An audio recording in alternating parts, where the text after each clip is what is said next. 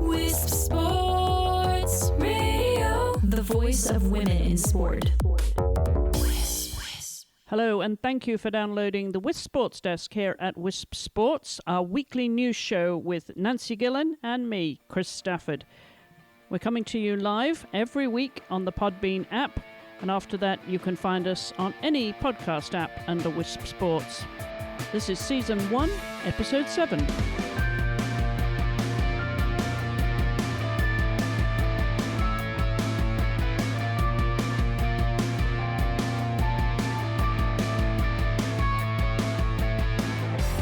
Nancy, where are you this week? I'm in England this week, so I'm at home, which is quite nice after travelling for a while. Yeah, you've been out and about, haven't you, quite a bit. You're coming back now from Warsaw, Poland. That was the last trip, wasn't it, for some sports politics? Yeah, so I was out there at the weekend. So that was for the European Olympic Committee's General Assembly, which was, there was nothing amazingly groundbreaking that happened, but it was still quite interesting. There were a few things that came out of that we could probably talk about later on. So yeah, it was interesting. Yeah, we'll look forward to catching up with that. There's some gender issues, obviously, they're important to us, so we'll look forward to that. As I say, every week we bring you the latest news from around the world of women's sports with my friend Nancy Gillen, who, of course, pens regularly for InsideTheGames.biz, and, of course, you can find those stories there. We always put links to the stories that we cover on the show notes with each episode, and that's at wisports.com. Well, we're going to kick off this week. Nancy, I'm excited. I get a little bit of a buzz when the World Cup skiing season starts. I have to say I'm a big fan of World Cup skiing. So it was particularly exciting this week because we kicked off in Solden, which is traditionally the season opener in Austria with the giant slalom. But there was a little bit of an upset. You know, often at the start of the season, even those first few opening races, certainly in the technical side of the skiing, of downhill skiing racing, there's sometimes some upsets. And I guess you could say there was a little bit of an upset this week because 17-year-old New Zealand sensation Alice Robinson, she's completely stole the show out there, beating the favourite, Michaela Schifrin. Of course, Michaela Schifrin won the Golden Globe last year. That's the Golden Globe, the Crystal Globe. She probably thinks they're all golden by now because she's won so many. But she won the Crystal Globe there. But this time, she had a little bit of competition at the first race there of the season when Alice Robinson, who, as I say, just 17, she was the junior world champion. And she earned a spot in the finals last year and upset everybody when she actually shocked them by coming second there in the giant slalom too. So she made her mark last year, but this season she's kicking off with a first place there, just 0.06 of a second, claiming her first ever World Cup win. So congratulations to her. We'll be following her, and I'm sure it's going to be an interesting season if that's the kind of form that she's on. So anyway, that's where we're going to start our news this week. I thought, what better? I love the title to that story too, Alice in Wonderland. That's the kind of headline we like, isn't it? Yeah, and I think, I don't follow skiing that much, but I know a little bit about it, and I think people thought that Schifrin was going to come in and just kind of dominate from the start, and the fact that in the first event she hasn't won. Hopefully it means that will continue throughout the rest of the season as well, because a little bit of competition is never a bad thing.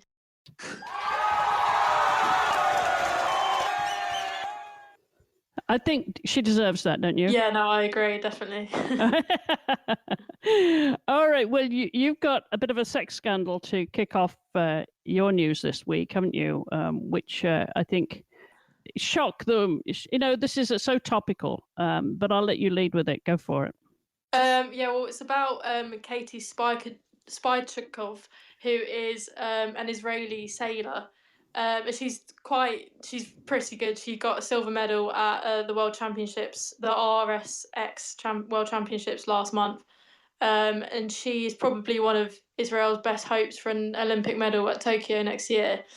So she's been having a relationship with her coach, which is completely. It's the relationship I think is kind of fine, but it's more the fact that other sailors, Israeli sailors, have kind of claimed that she's received preferential treatment and had one-to-one coaching. And there's only one spot for Israeli sailors in the RSX competition at Tokyo. So these other sailors are kind of saying, well, she's having a relationship with the coach. She's had more coaching sessions. So because of that, she's been given more of a chance to qualify for the Olympics, which I think is fair. I mean, that, you know, if she is receiving more coaching sessions, that is definitely unfair. So the coach has been fired. So he's left his position. But the Israel Sailing Association has rejected demands for Spychakov to be suspended. So at the moment, she's still competing. But they have set up a special committee to see whether she did receive an unfair advantage. And I imagine if she was found to have an advantage, I imagine she'd probably be suspended for a while. Does that mean that she'll miss out on Tokyo? I'm not too sure because I don't know how long the punishment would be, but qualification is still ongoing and it's kind of like a point system. So I imagine if she missed out on, points and so on, then I think she probably could do, yeah. All right. Well, we'll follow that with interest, of course. And as I said, it's topical. There's so much of this right now in the news. But that's unfortunate for her because she was one of the favourites, wasn't she, for a medal? Yeah, definitely. And I think it'd be a big blow for Israel as a country in terms of I don't think they win too many Olympic medals. So, any kind of medal they can get, it won't be great. So I imagine they will try to keep her in the team if possible. Yeah. Okay. Your next story is football, Spanish football. Yeah. What's happening down there? So they are striking the weekend of November 16th to the 17th, which is quite significant in itself because in England, that's it's going to be Women's Football Weekend. So a lot of the matches played in the Women's Super League are going to be played in big stadiums. So we've got Tottenham Arsenal in the Tottenham's new stadium, which is going to be really good. So here it's kind of like a weekend where women's football is going to really be in the spotlight. But in Spain, they're going to go on an indefinite strike, and 93% of their players voted in favour of this strike, which is kind of completely overwhelming. So that's across the top league, 16 clubs. So there's around 200 footballers that voted in favour. And they're basically pushing for an agreement which kind of sees a minimum wage, maternity leave, and paid time off. And when you look at the figures, they're not asking for anything crazy. I think the minimum wage for a 40-hour working week, which is kind of a full-time job, it's 13,800 annually, which is really low. That's not what you'd expect from a normal full-time job. And then it's 12,000 euros for a part-time 30-hour week. So they're not even asking for anything ridiculous. They're not asking for equal pay. They're just asking that every club in the top league gets some kind of a minimum wage at least. And then, like I said, the strike is indefinite. So it seems like it's just going to keep going on until the relevant people kind of put that in place. And I really can't see why they wouldn't, because it's not really asking for anything at all. No, it certainly isn't. And, that segues nicely to another story we've got this week about the US women's national soccer team here appointing their new head coach. And that was the big news this week. But they, too, of course, are in the fight for equal pay. Yeah, and I think there's kind of a lot. Obviously, they're kind of leading the way, and I think their situation is a little bit different because in America, women's football is much more successful than the men's team, winning World Cups and so on. So they're kind of campaigning on a different level. But I think that the point, the principles that they're fighting for just remains the same. Like, people just want to be paid fairly, really. So hopefully, maybe whatever happens with the US team, hopefully it will give the Spanish teams a bit of momentum or vice versa as well. So, yeah, it's definitely one to watch. Well, that leads us nicely to your next story, which, going back to the European Olympic Committee's General Assembly in Warsaw last week, which you attended, was the topic of gender equality. What was the big news then coming out of that? So gender equality was kind of one of the main themes throughout the day, which I found quite interesting. So I kind of decided to lead my report off it. So the first thing that happened with it was they kind of approved a new constitution, which is just a bit more simplified and modernised, and nothing drastically changing, but I think they just kind of wanted to cut it down a little bit. So that was approved during the General Assembly, but the Finnish and Norwegian Olympic committees, they put in an amendment to make sure that gender equality was advanced in line with the International Olympic Committees. So the IOC, who run the Olympics, they've got a kind of pledge or commitment to try and make the Olympics 50-50. So kind of everything's 50-50, sports and coaching and so on. So the European Olympic Committees are now going to move in line with the IOC, which I think is good because it means there's kind of a higher authority that are, probably going to try and keep them in check. And then the second thing that happened was there was a presentation by Sarah Keane, who is the Irish Olympic president, and she's also the Gender Equality in Sport Commission chair of the EOC. And she just got it was a gender equality strategy for 2019 to 2022, so the next 3 years. She got that approved. And that was quite important because there's been a survey to kind of look at what each Olympic committee is doing for gender equality. And it's, there's something like 20% said that they're not doing anything and they don't really care and stuff like that. So, it showed there was a need for it. But then what was interesting was when she gave this presentation, and it was really impressive. And she got, the General Assembly voted on the strategy there and then, so that got passed and it was already good.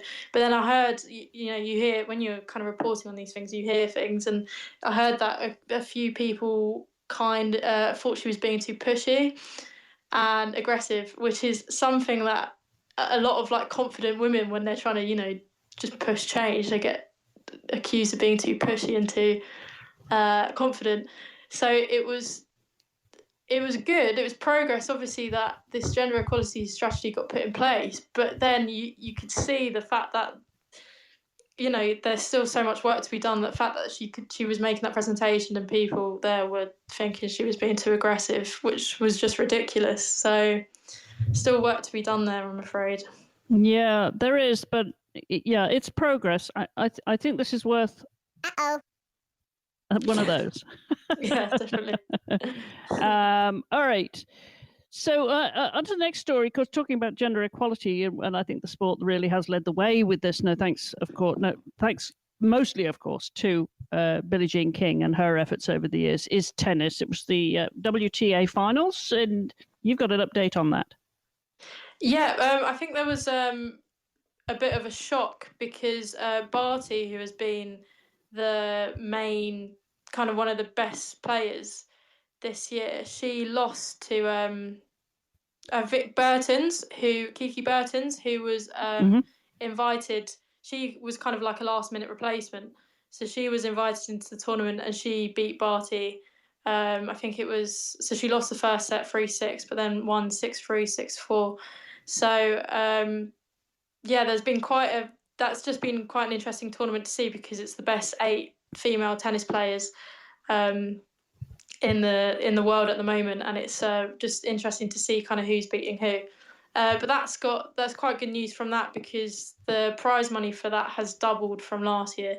So I think it was $7 million last year, and now it's $14 million this year. So the prize money has increased a lot. But yeah, I'm enjoying keeping up with that tournament and seeing how that goes. Oh, I think we definitely like that. Yeah, that's worth an applause. It definitely is.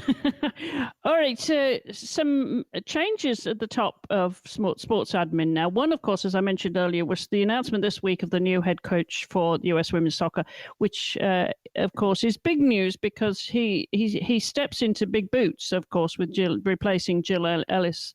And that is Vlatko Andonovski, who comes from Reign FC out on the West Coast there. He's been very successful with Reign FC. So it wasn't a surprise at all to anybody. He served as a head coach during all 7 seasons of the National Women's Soccer League. And he's heading into now to some games already in November, some two. Well, I say the first one is really quite a noteworthy game because the US are going to be playing Sweden on November 6th in Ohio. And I understand the ticket sales are pretty good for that. And they have been good, for the victory tour that they did with Jill after the World Cup and up until a couple of weeks ago, I think it was. Maybe a little bit more than that. Maybe 2 weeks. Time flies. I've been watching the finals of the league, which I got quite excited about at the weekend, which is another topic. But to mention Andonovski, he, as I say, stepping into big boots. Then he's got a couple of games. One with Sweden in November, on November 7th, and then they go down to Jacksonville 3 days later, Jacksonville, Florida, that is, to play Costa Rica. And I understand the ticket sales are not so hot for that yet. So we'll see if that changes. But his first major competition will come during the CONCACAF Women's Olympic qualifying tournament, which is scheduled to take place at the end of January and beginning of February next year. So good luck to him. Big boots to fill, especially in an Olympic year there, Nancy, don't you think? Yeah, I think there's a lot kind of, it's obviously the World Cup is only just finished, but you've still got a massive tournament coming up next. But from what I've heard, people are really, really happy with the appointment. I haven't seen too many people that are disappointed with it. I think it's quite good that he's come from the American League as well, and has an idea of players and so on. Because I think that was when England here appointed Phil Neville. The main criticism was that he had absolutely no clue about women's football, because he'd never worked in it whatsoever. So I think, obviously, if you get someone from a domestic league, then I think you're always going in the right direction. Yeah, it certainly has got the form. But then, of course, there will be the critics that say, why couldn't they find a woman to do this job? Which is a fair point. Obviously, we want more women's coaches. But I wonder, in the interest of being a fair journalist here, if the men would have said that, if a woman had got the job as coach of a men's team in any sport, if they would have said, well, couldn't we have found a man to do that? Yeah, I don't think they necessarily would. I don't know. I always think it's kind of the best person for the job. I do think it is important you have representation, like at the highest levels. But maybe more important is that the American team keep succeeding and keep inspiring young girls and women to get involved in football, and then maybe we'll have more female coaches.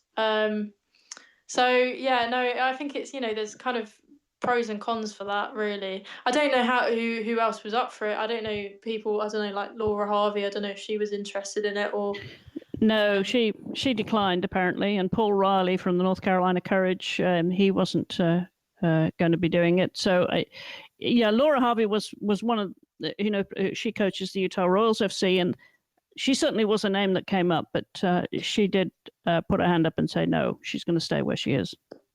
Yeah, and I think there was the same debate when we hired Phil Neville, and I think it was again you had like Laura Harvey said no. I think at the time Emma Hayes, who's Chelsea manager, said no. And when you think about it, there's not many other female managers really. I think obviously you have Hope Powell, but then she had been England manager, so you couldn't get her back. So it's probably at the moment a question of maybe not too many female managers that are free anyway, that aren't already at a national team or at a team that they want to stay at.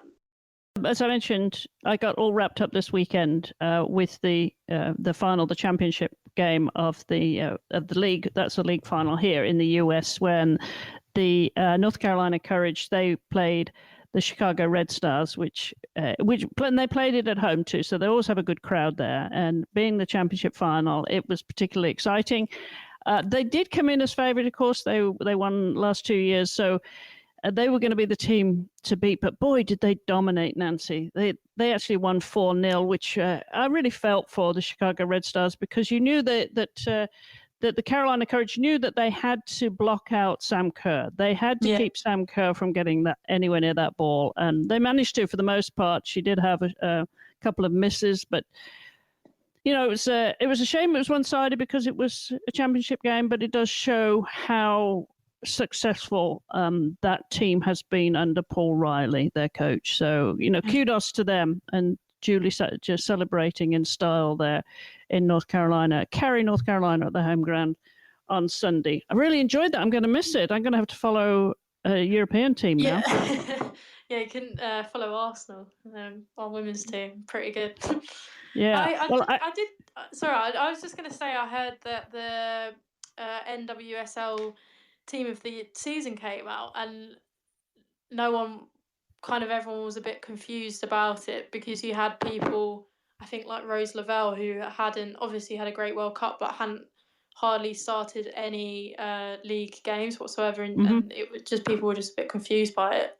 I don't have the best knowledge of American, so I didn't look at the team and I wasn't like, oh, they've been good, they haven't, because I don't know too much, but I know that was causing a bit of controversy. Yeah, and of course, Alex Morgan, we should mention Alex Morgan. She didn't play since World Cup, and we now know why, don't we? Oh, yeah, of course, yeah. So, yeah. Because she's pregnant, expecting her first baby. Yeah, which is really good news. We like Alex, so good luck to her. Okay.